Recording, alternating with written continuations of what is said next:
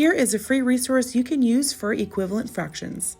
Let's bust out the fraction tiles because we're going to have students explore which fractions are equivalent to each other. They can find examples and non-examples and record their equivalent fractions down below. Starting with that hands-on experience, we'll set them up for understanding these different representations.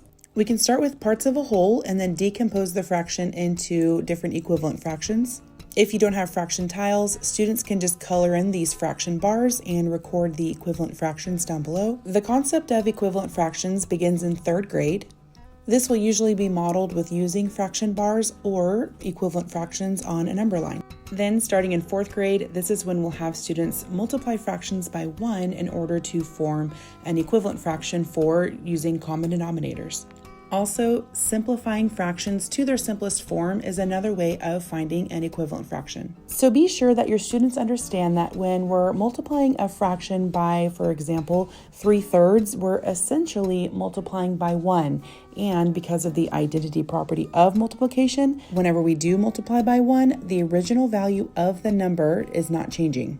You can find this full activity in the freebie folder.